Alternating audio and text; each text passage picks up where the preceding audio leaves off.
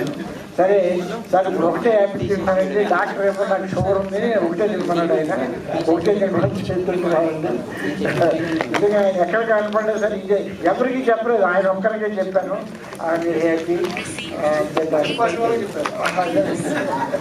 So ఎంతో కళాకారులు అందరూ కూడా మాతో అయిపోగానే మమ్మల్ని లాంచ్ చేస్తే ఆ రోజు సాయంకాలం కూడా హ్యాపీగా అందరం ఎంజాయ్ చేసేవాళ్ళం.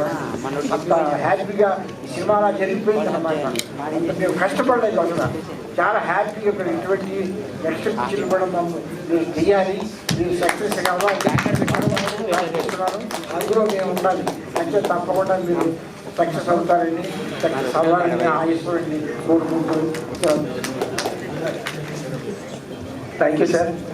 ఒక్క నిమిషం షేర్ చేసుకుంటాను సార్, నా ఎక్స్పీరియన్స్ షేర్ చేసుకుంటాను. ఫస్ట్గా మా ప్రొడ్యూసర్స్కి, కెమెరామెన్ గారికి థ్యాంక్స్ చెప్తున్నాను, మీడియా మిత్రులకు థ్యాంక్స్ చెప్తున్నాను. డైరెక్టర్ గారి గురించి మాట్లాడాను. ఫస్ట్ టైం నన్ను ఆన్లైన్లో ఆడిషన్ చేసినప్పుడు ఒక కే క్యారెక్టర్ చేయమన్నాడు. ఫస్ట్ సార్ అయిపోయింది, మళ్ళీ 2 రోజుల తర్వాత సెకండ్ సార్ అయిపోయింది, మళ్ళీ 2 రోజులు 3 రోజులు ఒక వారం తర్వాత 3 సార్లు అయిపోయింది. ఓకే అండి, ఇంకా నెల దాకా మళ్ళీ పెళ్ళిపోయింది. మళ్ళీ ఒక రోజు ఫోన్ చేసి ఒకసారి ఆఫీస్కి వస్తామన్నాడు. వెళ్ళాను. ఇందులో విజయ రంగరాజు గారు చేసిన క్యారెక్టర్ మన సైదులు క్యారెక్టర్ క్యాప్టర్ గారు. మరి డేట్స్ ఉన్నాయా?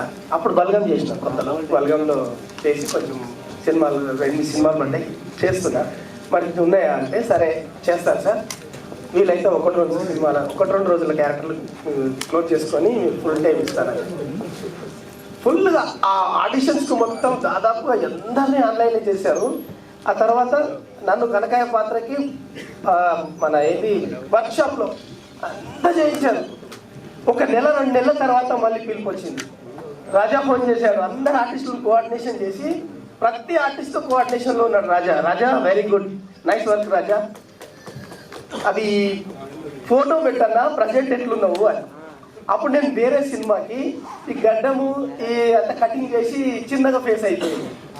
అబ్బా సారీ ఏమనుకోకు, ఈ క్యారెక్టర్ నీకు మళ్ళీ ఈ గెటప్తో సెట్ అవ్వదు అన్న. సార్ ఒకటే 1947లో ఆ సినిమాకి నేను ఫ్యాన్ని, ఆ సినిమా అద్భుతంగా ఒక 10 సార్లు చూసుంటా. మీ సినిమాలో ఒక చిన్న క్యారెక్టర్లో చేస్తాను సార్ అన్నాడు. అప్పుడు సైదులు క్యారెక్టర్ తర్వాత బామ్మది క్యారెక్టర్ కనకయ్య ఉంది, మరి చేస్తావా? ఒక క్యారెక్టర్ సెలెక్ట్ కాను, 2వ క్యారెక్టర్ సాధారణంగా ఒక్కొక్కరు చేస్తావా అంటే సార్ చిన్న వేషం ఇచ్చిన, ఒక్కరోజు వేషం ఇచ్చిన మీ సినిమాలో చేస్తాను సార్ అన్న. మరి ఇప్పుడు బల్గం హిట్ అయింది కదా, రెమ్యునేషన్ సంగతి ఏంటంటే ఏమొద్దు సార్ నాకు కన్విన్స్ చేయండి సార్ అన్న. Thank you very much sir. నిజంగా ప్రతి ఆర్టిస్ట్కి అంటే రెమ్యునేషన్ ఇచ్చారు, వీళ్ళని కాదు, ఒక ప్రొడ్యూసర్ గారు మంచి ప్రొడ్యూసరు, ప్రతి అందరికీ ఎవ్వరికి ఇది లేకుండా వాళ్ళ వర్క్ బట్టి ఇచ్చారు, సంతోషం. ఇంకపోతే ఈ సినిమాలో నాకు స్పెషల్గా ఏంటంటే ఇంతమంది డైరెక్టర్లతో చేశాను. శ్రీనాథ్ గారి దగ్గర చేశాను, పెద్ద సంపత్ నంది గారు చేశాను. కానీ ఆర్టిస్ట్కి ఫ్రీడమ్ ఇచ్చే డైరెక్టర్ నరసింహానంది గారు. Thank you so much sir. ప్రతి ఆర్టిస్ట్కు ఫ్రీడమ్, మీరు ఏం చేస్తారో చేయండి. సో ఓకే, థ్యాంక్ యూ అండి.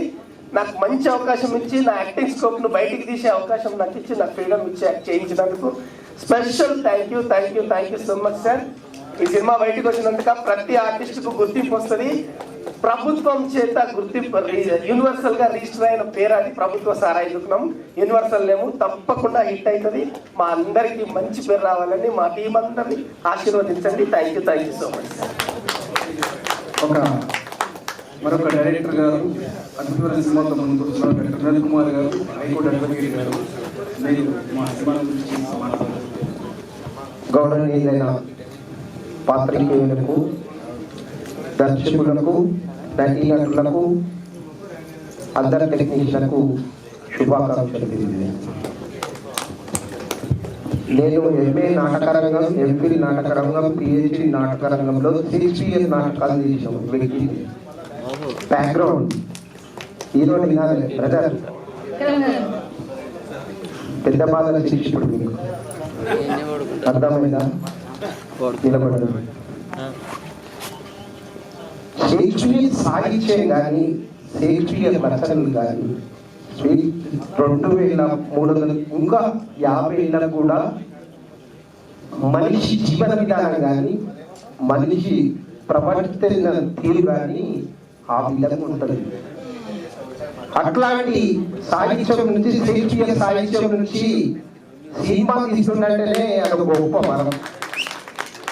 మీరందరూ ఏమనుకుంటారంటే సినిమా చేస్తున్న క్యారెక్టర్ డైరెక్టర్ 1940 కాదు, ఇంకో 50 సంవత్సరాలకు మనిషి జీవన విధానము ఏ విధంగా ఉంటుందో శేక్స్పియర్ సాహిత్యాన్ని ఇప్పుడున్న ప్రపంచీకరణ నేపథ్యంలో మనిషి జీవన విధానాన్ని ఒదిగిపోతున్నట్టు నాకు అనిపిస్తుంది. అంటే ఇక్కడ నేను సినిమా చూడలే, ట్రైలర్ చూడలే, ఇదే పనికి మళ్ళీ నా బెస్ట్ ఫ్రెండ్. తర్వాత నా ఆఫీస్ వచ్చిన కౌలు నా ఫ్రెండ్ అయ్యింది. సార్ ఏమో నాకు బోధే గారి నా సినిమాకు మ్యూజిక్ అయ్యేటప్పుడు నాకు పరిచయం అయింది. సార్ ధైర్యం చేసి సినిమా ఎందుకు చేస్తుందంటే సారు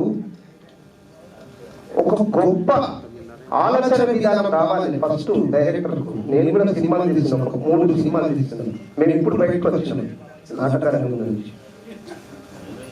నేనేమంటున్నానంటే ఇట్లాంటి దర్శకులను ప్రజలు ఇప్పుడు కాదు, ఇంకా 10 ఏళ్ళకు కూడా మెచ్చుకునే సినిమా తీస్తున్నాడు నరసింహనాథ్ గారు. షేక్స్పియర్ లిటరేచర్ నుంచి వచ్చిందంటే ఒక ఆది ముత్యం. సార్ ఎట్లా ఉంటుందంటే మల్లెపూల దండ లేకుంటుంది కానీ పుస్తక దండ లేకుంటుంది. పుస్తక దండ తెగితే అన్ని పుస్తకాలు తీసుకొని సినిమా ఫెయిల్ అవుతుంది. సార్ది మల్లెపూల దండ లేకుంటుంది. నాకున్న ఎక్స్పీరియన్స్ అని నటీనటులకు ఒక్కటి చెప్తుంది ఏంటంటే, ఈయన పెద్ద బాగా శిక్షణ నేర్పించుడు, జీవితం వేడిపోయినా కానీ మీరు యాక్టింగ్ చేయగలని నాకు నమ్మకం ఉంటుంది. ఎందుకంటే తెలుగు సాహిత్యం ఈ అరిస్టాటిల్, సిగ్మండ్ ఫ్రాయిడ్ సిద్ధాంతం అనేది అంటే మాట్లాడి పిహెచ్డి చేసిన మేధావులకు, అట్లాంటి ఇట్లాంటి టీచర్లకే తెలుస్తుంది సాహిత్యం సినిమా అనేది. ఈ ఫ్లేవర్ ఎట్లుంటుందంటే ఒక ఇంగ్లీష్ సినిమా పడుతున్నట్టు ఈ అత్యాధునిక ప్రపంచంలో చిన్న బడ్జెట్ లో గొప్ప సినిమా లేకుంటుందని నేను ఆశిస్తున్నాను. వారికి మళ్ళీ రోజు ప్రభుత్వ సహాయ దుకాణం అంటుంటాడు. నేను ఎప్పుడు డిస్కరేజ్ చేస్తాను ప్రభుత్వ సహాయ దుకాణం లేదని. నాకు తెలుసు ఆయన ఎక్స్పీరియన్స్, ఆయన ఏం మాట్లాడతాడు, ఏది చేస్తాడు. ఇప్పుడు చూస్తారు ఆయన సినిమా చాలా సార్లు డిసప్పాయింట్ అయ్యాడు, అన్ని చేసి తర్వాత చెప్పిన షేక్స్పియర్ రచనలు గొప్పగా ఉంటాయి, అట్లుండాలని మీ సినిమా నేను కోరుకుంటున్నాను. పక్కకి చెప్తుంటాడు మరి ఆరాధన ఇట్లా వచ్చింది, ఇదో కాదు. ఆ థాట్ వచ్చిన డైరెక్టర్ గొప్ప, ఆ థాట్ నుంచి యాక్టర్లను తీసుకున్నది డైరెక్టర్ గొప్ప, ఆ థాట్ నుంచి ఇచ్చిన సౌండ్ ఇంజనీర్ గొప్ప, ఆ థాట్ నుంచి వచ్చిన కెమెరా గొప్ప. ఏవైనా కానీ డైరెక్టర్ కు ఫుల్ నాలెడ్జ్ షేక్స్పియర్ సాహిత్యం మీద ఉందని నేను అనుకుంటున్నాను. ఎందుకంటే సినిమా కాదు, డైరెక్టర్ తెలుసుకుంటే ఒక్కరిని కూడా హీరో చేసి సినిమా తీస్తాడు, నక్కలు తీసి కూడా తీస్తాడు.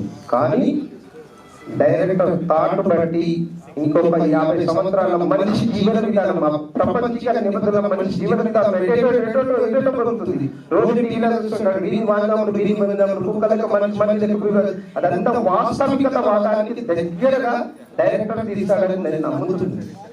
ఎందుకంటే 1940 సార్ సినిమా తీసి నేషనల్ అవార్డు కొట్టినట్టే ఒక మంచి లిటరేచర్, మంచి వ్యవహారం ఉన్న మంచి డైరెక్టర్.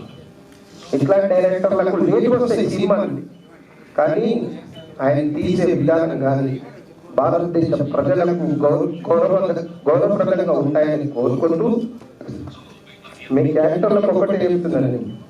మేము డ్రామా నుంచి వచ్చినాం, పిహెచ్డి చేసి వచ్చినాం. ఫస్ట్ ఏదున్నా కానీ ఆ షేక్స్పియర్ సినిమాల ప్రభుత్వ సహాయ దుకాణము మీకు తొలిపెట్టాలని కోరుకుంటూ మీకు ఇస్తున్నాను. Thank you. సాహిత్యం గురించి చాలా గొప్ప మాట్లాడారు. ఇంతటితో ఈ సభ ముగిస్తున్నాము. తిరిగి మళ్ళీ కలుద్దాం. Thank you very much. Okay sir, ఒక చిన్న ఫోటో అంట.